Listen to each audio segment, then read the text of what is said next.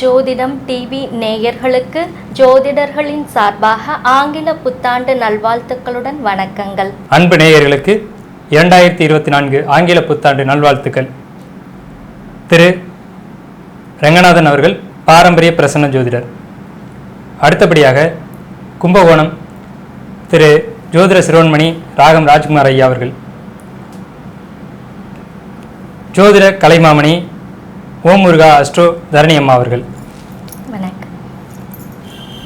அடுத்தபடியாக பாரம்பரிய பரம்பரை ஜோதிடர் திரு ஏழுமலை ஐயா அவர்கள் திருப்பூர். ஆங்கில புத்தாண்டு இது பார்த்தீங்க அப்படின்னா 1/1/2024 கன்னிகா லக்னத்தில் ஞாயிற்றுக்கிழமையில் மக நட்சத்திரம் 3ஆம் பாதத்தில் கௌளவ கரணத்தில் பிரீத்தி நாம யோகத்தில் தேய்பிரை பஞ்சமி தேதியில் இந்த வருடம் பிறக்க இருக்கு. இந்த வருட கிரக நிலைகள் நம்ம அப்படின்னு எடுத்துக்கும்போது மேஷத்தில் குரு இருக்காங்க. இந்த வருஷம் பிறக்கும்போது இந்த வருஷ பிறப்புக்கு பின்னாடி மே மாதத்தில், அதாவது 1/5/2024 குரு பகவான் ரிஷபராசிக்கு போகிறாங்க, மறுபடியும் மேசராசிக்கு வருவாங்க. இது வந்து வக்ரம் அதிச்சாரம் அப்படின்னு சொல்லக்கூடிய ஒரு அமைப்பு. ஆனால் வருஷத்தினுடைய தொடக்கத்தில் குரு பகவான் மேசராசிலையும், கன்னி ராசியில் கேது பகவானும், கும்ப ராசியில் சனி பகவானும், மீன ராசியில் ராகு பகவானும் வருட கிரகங்களாக சஞ்சரிச்சுக்கிட்டு இருக்காங்க. நம்ம எப்போவுமே ராசி பலன் எடுக்கும்போது வருட கிரகங்களில் கவனத்தில் எடுத்துக்குவோம். இந்த வருட கிரகங்கள் நிலை அப்படிங்கிறது குரு பகவான் மேஷத்துலேயும், கன்னியில் கேதுவும், கும்பத்தில் சனியும், மீனத்தில் ராகும் இருக்கிறாங்க. இந்த கிரக நிலைகள் 12 ராசிக்காரங்களுக்கும் என்ன விதமான பலன்கள் கொடுக்க போகுது அப்படிங்கிறதான் நம்ம இந்த ஆங்கில புத்தாண்டில் பார்க்குறோம். இது பார்த்தீங்க அப்படின்னா இந்த ஆங்கில புத்தாண்டு என்ன சொல்லுது நேயர்களுக்கு அப்படின்னா பெரும்பாலும் நற்பலன்களே சொல்லுது. ஏன்னா இந்த நம்ம இப்போ பார்த்தோம் இல்லைங்களா கிரக நிலவரங்கள், அதில் குரு பகவான் பார்த்தீங்கன்னா ஒரு வலிமையான ஒரு நிலையில் காணப்படுறார். இப்போ இந்த குரு பகவான் அப்படிங்கிறது யார் அப்படின்னா முதன்மையான சுப கிரகங்களில் ஒருத்தர். அவர் தான் நல்ல பலன்களை அள்ளி வழங்குவதில் முதன்மையான கிரகம். ஸோ அவர் நல்லா இருந்துட்டார் அப்படின்னாவே அந்த வருடம் சிறப்பாக இருக்கும் அப்படின்னு அர்த்தம். அதை விட இந்த பஞ்சாங்கம் நம்ம படித்தோம் இல்லைங்களா, ஞாயிற்றுக்கிழமை மக நட்சத்திரம், மகம்னாவே ஞானத்துக்குரிய நட்சத்திரம், அது ஆன்மீகத்துக்கான நட்சத்திரம் மக நட்சத்திரம்.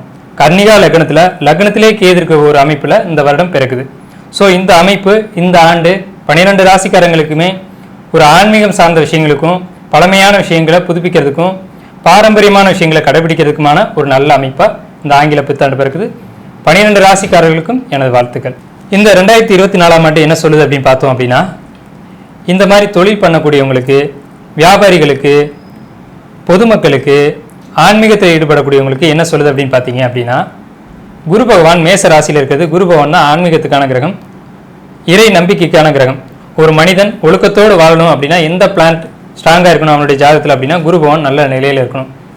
குரு பகவான் அவருடைய ஜாதகத்தில் நல்ல நிலைமை இருக்கும்போது தான் அவங்க வந்து ஆன்மீக ரீதியான விஷயங்களை கடைபிடித்து சமூக கட்டுப்பாடுகளை கடைபிடித்து வாழக்கூடிய ஒரு அமைப்பில் இருப்பாங்க. இப்போ அந்த அடிப்படையில் பார்க்கும்போது இந்த ஆண்டு மக்கள் எல்லாருமே ஆன்மீக விஷயங்களுக்கு முக்கியத்துவம் கொடுப்பாங்க. இதை ஏன் நம்ம அழுத்தி சொல்கிறோம் அப்படின்னா, கடந்த ஆண்டு நடந்த விஷயங்கள் எல்லாருக்குமே தெரிஞ்சிருக்கும். அதாவது ஆலயங்கள் மூடப்பட்டதாக இருக்கட்டும், ஆலயங்கள் இடிக்கப்பட்டதாக இருக்கட்டும், ஆலயங்களுக்குள்ளே பெட்ரோல் குண்டு வீசப்பட்டதாக இருக்கட்டும், கடந்த ஆண்டினுடைய கிரக நிலையை தான் காரணம். இதை நம்ம கடந்த ஆண்டு பலன்களே நம்ம மென்ஷன் பண்ணியிருக்கோம், முன்னாடி நம்ம வீடியோக்களில் நம்ம பதிவிட்டிருக்கோம். இந்த ஆண்டு குரு பகவான் மேசராசிலையும் ராகு பகவான் மீன ராசிக்கும் போகிறது ஒரு சிறப்பான பலன்களை பொதுமக்களுக்கு கொடுக்க இருக்கு. எப்படின்னு கேட்டிங்கன்னா, இந்த ஆலயங்களுக்கு செல்லக்கூடியவங்க, ஆன்மீகத்தில் ஈடுபடக்கூடியவங்களுக்கு இனி தொந்தரவு இல்லை அப்படிங்கிறத தெளிவாக சொல்லுது. கோயிலுக்கு போகிறவங்க கோயிலுக்கு போகலாம், ஆன்மீகத்தில் ஈடுபடக்கூடியவங்க ஈடுபடலாம், அதனால எந்த பாதிப்பும் இல்லை. ஆனால் கடந்த ஆண்டெல்லாம் எப்படி இருந்தது அப்படின்னு கேட்டிங்கன்னா, கோயிலுக்கு போகிறதுக்கே ஒரு அச்சம். இப்போ ராகு பகவான் அப்படின்றவர் யாருன்னா ஒழுக்கக்கேடான விஷயங்களை தூண்டி விடக்கூடிய ஒரு நபர், அவர் தான் ராகு பகவான் அப்படின்னு சொல்கிறாங்க. இப்போ ராகு பகவான் மீன ராசிக்கு போயிருக்குது, காலபுருஷ ராசிக்கு 12வது ராசிக்கு போயிருக்கிறதுனால ஆன்மீகம் சார்ந்த பயணங்கள் இந்த ஆண்டு அதிகமாகும் அப்படிங்கிற ஒரு விஷயத்த சொல்லுது. அடுத்து பார்த்துக்கிட்டிங்கன்னா சிம்ம ராசியில் மக நட்சத்திரத்திலே இந்த ஆண்டு பிறக்குது அப்படிங்கிறதுனால பெண்களுக்கு அதிகபட்சமாக சுப விஷயங்களை சொல்லியிருக்கு. இந்த ஆண்டு பெண்களுக்கு சார்பான சட்டங்கள் இயற்றுறதும், அரசாங்கத்திலேருந்து பெண்களுக்கு உதவிகள் கிடைக்கிறதும் இப்போவே நீங்கள் பார்த்துட்டு இருக்கலாம். சிம்மம் அப்படிங்கிறது அரசு வீடு, சந்திரன்றது பெண் கிரகம். அப்போ பெண்களுக்கு இந்த ஆண்டு அரசு அதிகமான உதவிகளை செய்யும். மத்திய அரசாங்கம் இருக்கட்டும், மாநில அரசாங்கமாக இருக்கட்டும், அரசாங்கம் பொதுவாக பெண்களுக்கு அதிகமாக சப்போர்ட் பண்ணும். இருந்தாலும் கூட பெண்களுக்கு சில இடர்பாடுகள் இந்த ஆண்டு உண்டு அப்படிங்கிறத நம்ம மறுக்க முடியாது. ஏன்னா ஜோதிடரோட கடமை என்னென்னா, நடக்கக்கூடிய நல்லதையும் சொல்லணும், நடக்கக்கூடியதை எச்சரிக்கையும் செய்யணும். அந்த வகையில் பார்க்கும்போது இந்த சந்திரனை சனி பகவான் கும்பராசிலேருந்து பார்க்குறார். அந்த சனியினுடைய பார்வை பெண்களுக்கு ஒரு சில நெருக்கடிகளை இந்த ஆண்டு ஏற்படுத்தும். கும்பராசி சனி பகவான் என்ன சொல்றார் அப்படின்னு கேட்டிங்கன்னா, கும்பம் அப்படின்றது கோயில். இந்த ஆண்டு எல்லா ஆலயங்களும் புதுப்பிக்கப்படும், கும்பாபிஷேகங்கள் நடத்தப்படும் அப்படிங்கிறத கும்பராசியில் இருக்க சனி பகவான் சொல்றார். பழமையான ஆலயங்கள், பல ஆயிரம் வருடங்களா கும்பாபிஷேகமே பண்ணாம மூடப்பட்ட ஆலயங்கள் இந்த ஆண்டு எடுத்து புதுப்பிச்சு கும்பாபிஷேகம் பண்ணுவாங்க அப்படிங்கிறத இந்த கும்பராசியில் கூடிய சனி பகவான் சொல்றார். அப்ப இந்த ஆண்டு ஆன்மீகத்துக்கான ஆண்டாகவும், சுபிச்சத்துக்கான ஆண்டாகவும், விவசாயத்துக்கு ஏற்ற ஆண்டாகவும், தொழில் பண்றவங்களுக்கு அபரிதமான லாபங்களை கொடுக்கக்கூடிய ஆண்டாகவும் இந்த ஆண்டு இருக்கு. குறிப்பா காய்கறிகளுடைய விலை ஏற்றம் இறக்கங்கள் அடிக்கடி இருந்துகிட்டே இருக்கும். ஆனா பொதுமக்களுக்கு அது ஒரு பெரிய பாதிப்பை ஏற்படுத்தாது. பணவீக்கம், பணவாட்டம் அப்படிங்கிறது இந்த ஆண்டு இருக்காது. பொருளாதாரம் எல்லாருடைய கைகளிலும் சீராகவும் சிறப்பாகவும் இருக்கும் அப்படிங்கிறத இந்த ஆண்டு கிரக நிலைகள் சொல்லுது. 90% இந்த ஆண்டு பலன்கள் அப்படிங்கிறது மக்களுக்கு நற்பலன்களையே செய்து, ஒரு 30% தான் சின்ன சின்ன இடர்பாடுகளை மக்களுக்கு சொல்லுது. இப்போ இந்த ஆண்டு 12 ராசிக்காரங்களுக்கும் என்ன விதமான பலன்களை கொடுக்குது? ஏன்னா ஒவ்வொரு ராசிக்காரங்களும் ஒவ்வொரு எதிர்பார்ப்போடு இருப்பாங்க. அப்போ எங்கள் ராசிக்கு இந்த ஆண்டு வீடு கிடைக்குமா, வாகனம் வாங்குவோமா, வீடு கட்டுவோமா, குழந்தை கிடைக்குமா, திருமணம் ஆகுமா, இப்படின்ற கேள்விகள் உங்களுக்குள்ளே இருக்கும். அதனால என்ன பண்ணுறோம் அப்படின்னா, ஒவ்வொரு ராசிக்குமான பலன்களை இப்போ நம்ம விரிவாக பார்க்க இருக்கோம். 12 ராசிக்குமான பலன்களை நம்ம விரிவாக பார்ப்போம். 2024 ஆங்கில புத்தாண்டு மகர ராசிக்கு எப்படி இருக்கும் அப்படிங்கிறத நம்ம பார்க்குறோம். மகரம் அப்படின்னாலே முதலை வீடு அப்படின்னு அர்த்தம். இன்னும் சொல்லப்போனால் அது கழுதை வீடு அப்படி இப்படின்னு நிறைய இருக்குது அதுக்கு பேர்கள். அதில் முதலை வீடு அப்படின்னு சொன்னால் என்ன அர்த்தம் அப்படின்னு கேட்டிங்கன்னா, முதலை கண்ணை அடிக்கிறான் அப்படின்னு ஒரு பழமொழி இருக்குது. அதுதான் மகர ராசிக்கு சரியான ஒரு பழமொழி. அது வர்றதுக்கு முன்னாடியே இவங்க அலர்ட் ஆகிடுவாங்க அப்படின்னு அர்த்தம். எந்த ஒரு பிரச்சனையும் வர்றதுக்கு முன்னாடியே இவங்க அந்த பிரச்சனைக்கு தயாராக இருப்பாங்க அப்படிங்கிறதான் முதலை கண்ணீர் வடிக்கிறது அப்படின்றதுக்கான அர்த்தம். இப்போ இந்த மகர ராசிக்கு கிரக நிலவரங்கள், அதனுடைய பாதிப்புகள் எப்படி இருக்குது, நல்லது இருக்கா கெட்டது இருக்கா அப்படிங்கிறத பார்ப்போம். இந்த மகர ராசிக்கு 3, 12 கூடிய குரு பகவான் 4ஆம் வீட்டில் இருக்கார். 12 கூடிய 4ல். அப்போ சொத்து விரயம் அப்படிங்கிறத சொல்லுது. சொத்து விரயம்னா சுப விரயமாக தான் சொல்லுதே தவிர நெகட்டிவாக எதுவும் இல்லை. அது ஒரு ப்ராப்பர்ட்டி ரொம்ப நாளாக விற்கணும்னு நினச்சிருந்துருப்பீங்க, இன்னைக்கு போகவே மாட்டேங்குது, நம்மளை விட்டு போகவே மாட்டேங்குது, போனால் ஏதோ அமௌண்ட் செட் ஆகாமல் ஒரு வீடு கட்டலாம் அல்லது ஒரு செலவு பார்க்கலாம் அப்படின்னு நினச்சிக்கிட்டு இருந்தவங்களுக்கு இந்த குரு பகவான் அந்த சொத்தை விற்று கொடுத்துட்டு போவார். அப்படி ஒரு பாசிட்டிவான ஒரு அமைப்பு தான் இருக்குது. 3ஆம் இடத்துல குரு அப்படின்னா கம்யூனிகேஷன் ப்ராப்ளம்னு அர்த்தம். நெட்வொர்க் கட் ஆகும். அதாவது நீண்ட காலமாக இருந்து வந்த நட்பு கட் ஆகும். அதே மாதிரி தேவையில்லாத நட்புகள் இருந்தால் அது கட் ஆகும். கம்யூனிகேஷனில் பிரச்சனை வரும். பேச்சுவார்த்தை நீங்கள் ஒன்று சொல்ல போய் அவங்க ஒன்று புரிஞ்சுக்கிறது, இல்லை அது நீங்கள் ஒன்று சொல்ல போய் அதை திருச்சி மற்றவங்கள்ட்ட போய் வேறு மாதிரி சொல்லிட்டு போகிறது, இதெல்லாம் நடக்கும்.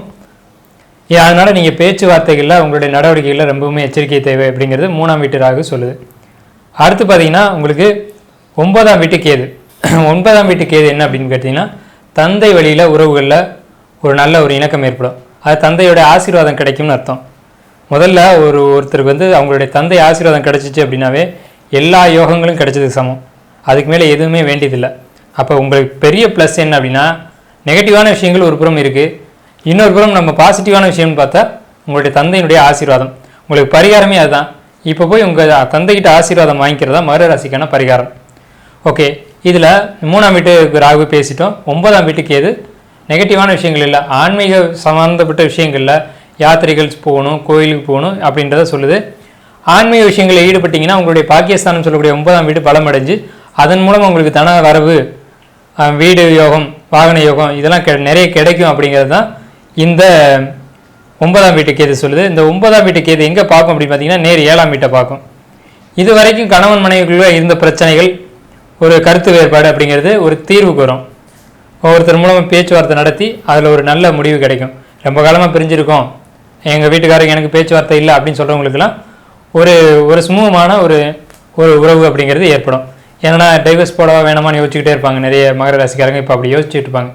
ஏன்னா அவங்களுக்குலாம் மேரேஜ் லைஃப்பில் கொஞ்சம் பிரச்சனைகள் ஓடிட்டு இருக்கு இந்த பாதச்சனி அப்படிங்கிறதுனால. பாதச்சனி அது பெரிய பிரச்சனை இல்லை, இருந்தாலும் அதை சரி பண்ணுற விதமாக 9ஆம் வீட்டு கேது அப்படிங்கிறது இருக்குது.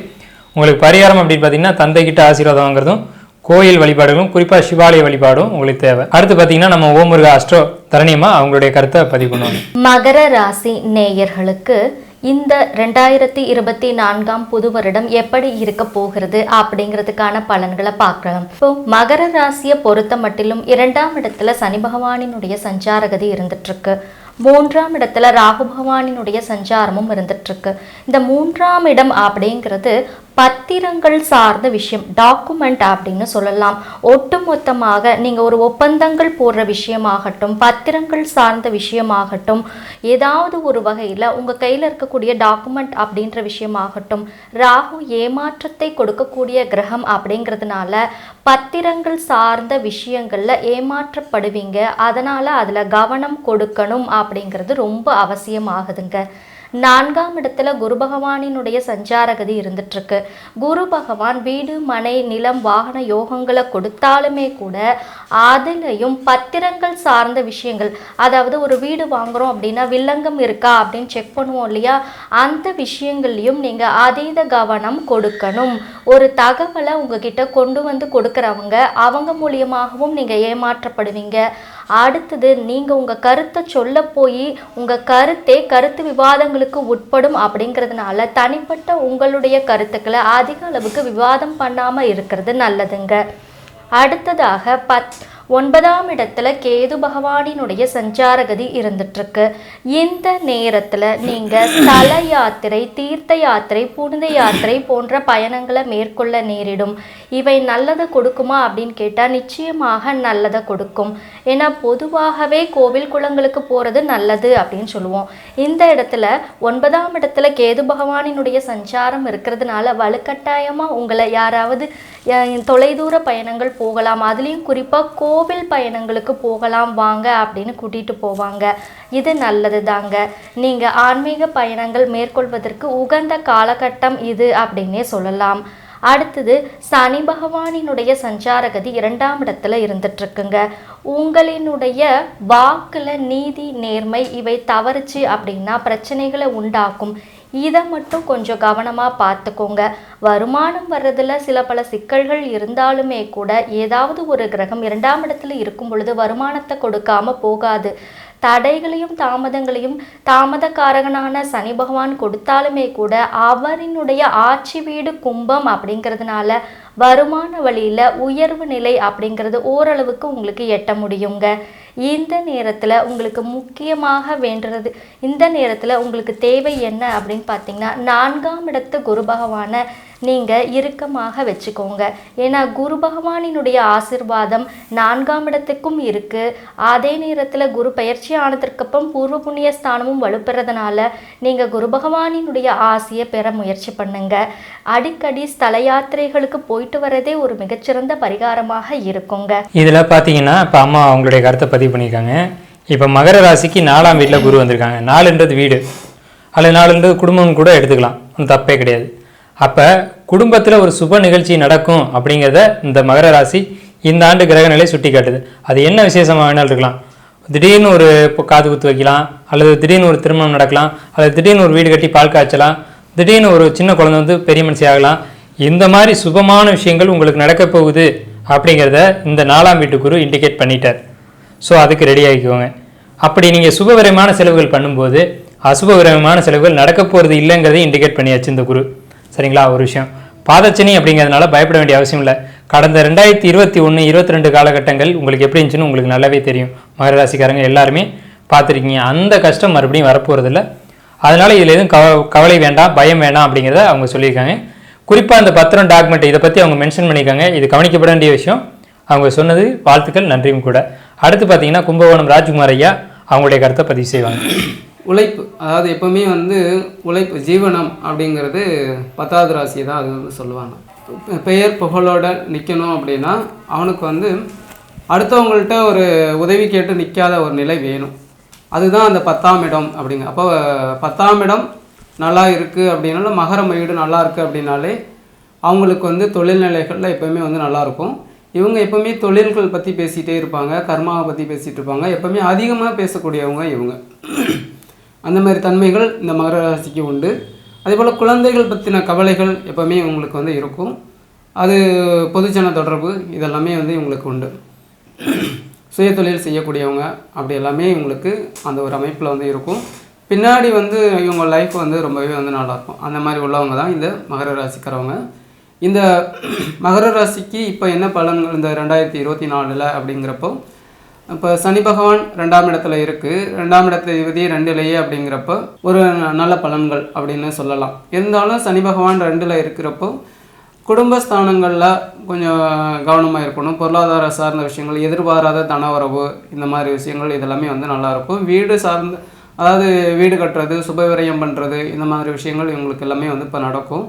அப்போ இப்போ நம்ம ரொம்பவே எதிர்பார்த்துட்டு இருந்த காரியங்களில் கொஞ்சம் தடைகள் வரும். அதாவது இப்போ ஒரு விஷயம் நம்ம அவ்வளோ ஆசையாக பண்ணிகிட்ருப்போம், இந்த இதெல்லாமே நம்மளுக்கு சரியாயிருமா அப்படின்னு. எந்த இதெல்லாம் நம்ம இப்போ அதிகமாக ஆசைப்படுறோமோ அந்த விஷயங்களில் நம்மளுக்கு ஒரு சிக்கல்களை, பிரச்சனைகளை அது வந்து கொடுக்கும். அதே போல் 3ல் வந்து ராகு இருக்கிறது புதிய முயற்சிகளில் கொஞ்சம் பிரச்சனைகள் வரும். அதாவது இப்போ என்னென்னா அப்படின்னா கணவன் மனைவிக்குள்ள, நண்பர்களுக்குள்ள, இதில் எல்லாமே வந்து இப்போ பிரச்சனை இல்லாமல் இருந்தாங்க அப்படின்னா இவங்களுக்கு எல்லாமே இப்போ வந்து பிரச்சனைகள் வந்து உருவாகும். அந்த விஷயங்களில் இப்போ நம்ம வந்து கவனமாக இருக்கணும்.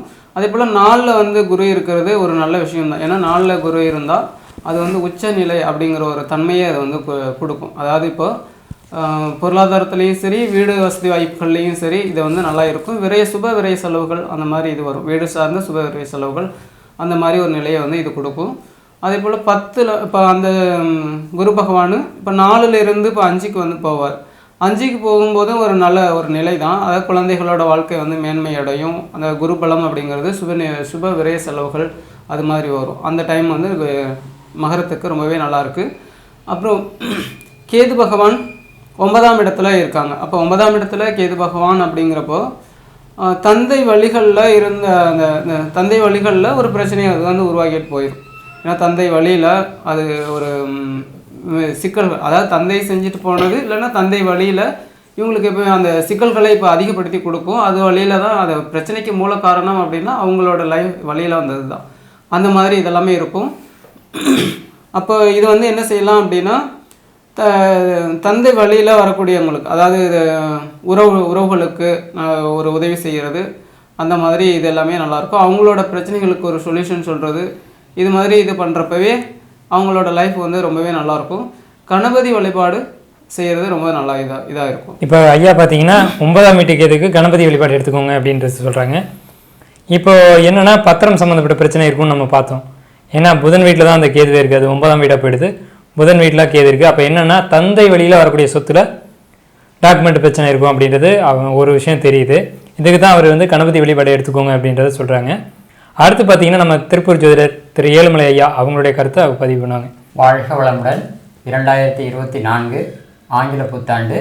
இப்போ மகர ராசிக்கு நம்ம எப்படி இருக்குன்னு நம்ம பார்க்குறோம். மகர ராசியை பொறுத்தவரை ஒரு சிறப்பான ராசி. கர்மக்காரன சனியை கொண்ட அவர் ஆட்சி விழா கொண்டதை அவரே கிட்டத்தட்ட ஒரு நல்ல யோகமானதில்லை. இன்றைக்கி 7 சனியோட பாதச்சனியில் வர்றார். அதாவது எப்போவுமே 7 சனி போகும்போது ஏதோ ஒன்று கொடுத்துட்டு போகும். இருக்கிற காலகட்டத்தில் சிரமத்தை கொடுத்தாலும் அது நீதிமான் வந்து சரியாக தான் செய்வார். அவர் போகல ஏதோ ஒன்று கொடுத்துட்டு போகணும். அப்போ கொடுத்துட்டு போகணும்னா 7 சனி போகும்போது இவங்க வீடு கட்டுறது மிக சிறப்பு. ஏன்னா கடன் வாங்கி வீடு கட்டினாங்கன்னா அந்த கடன் அந்த 7 சனி முடியறதுக்குள்ளே இந்த ஒரு 1.5 வருஷம் 1.5 வருஷத்துக்குள்ளே திருப்பி அதை அடைக்க முடியும். இந்த மாதிரி காலகட்டம் மட்டும்தான் அந்த வீட்டை கட்டவும் முடியும். இந்த 7 சனி இந்த வாய்ப்பை விட்டாச்சுன்னா அவங்க வந்து கட்டவும் முடியாது. அந்தளவுக்கு சிறப்பானது. கிட்டத்தட்ட ராசிக்கு இப்போ 4ஆம் இடத்துல குரு இருக்குது, அது 5க்கு மாறப்போகுது. இப்போ 5க்கு மாற போகும்போது ஒரு சிறப்பான காலகட்டம். இப்போ இந்த கடன் வந்து அதாவது தன்னை வந்து வரவு ஜாஸ்தியாகிடும். இன்றைக்கி கடன் வாங்கினா நாளைக்கு கட்ட போகிறோம், அவ்வளோதான் விஷயம், வேறு ஒன்றும் இல்லை. மற்றபடி 7 சனி முடிஞ்சதுன்னா இவங்களுக்கு ஒரு தொந்தரவும் இல்லை, நல்லா இருக்கும். மகராசிக்கு சிறப்பான ராசி. இவங்க வந்து ஒரு ஆன்மீக வழிபாடு, அதாவது ஞானிகள் மாதிரி ஆளுங்கள்கிட்ட அடிக்கடி, அதாவது மடங்களுக்கு போயிட்டு வர்றது இவங்களுக்கு பரிகாரம். மடங்களுக்கு போயிட்டு வந்து தீட்சை வாங்கினா இவங்களோட இந்த 7 சனி காலோட ஒரு மிக சிறப்பான ஒரு காலகட்டமாக அமையுங்களே. வாழ்க்கை வளர்ந்தார். இப்போ இந்த பாதச்சனி அப்படின்றது பார்த்தீங்கன்னா 2024 முழுக்கவே இருக்குது. 2024 2026 காலகட்டங்கள் வரைக்குமே பாதச்சனி மகர ராசிக்கு இருக்குது. ஸோ பாதச்சனி காலகட்டங்களில் நன்மை நடக்கும் அப்படின்னு சொல்லியிருக்காங்க. ஸோ அப்போ கிட்டத்தட்ட பார்த்தீங்கன்னா இனிமேல் இவங்களுக்கு நன்மை மட்டுமே நடக்கக்கூடிய காலகட்டமாக இந்த 2024, 25, 26 இந்த காலகட்டங்கள் வந்து அவங்களுக்கு நடந்துகிட்டு இருக்கு. ஸோ மகர ராசியை பொறுத்த வரைக்கும் கவலைப்பட வேண்டிய அவசியம் இல்லை. என்னென்ன நன்மைகள் இருக்குது, எதில் எச்சரிக்கையாக இருக்கணும் அப்படிங்கிறத தெளிவாக விளக்கமாக பார்த்துருக்கோம். பரிகாரம் என்னன்றதையும் ஒவ்வொருத்தருமே சொல்லியிருக்கோம். ஸோ இந்த அளவில் மகர ராசியை நம்ம நிறைவு செய்கிறோம்.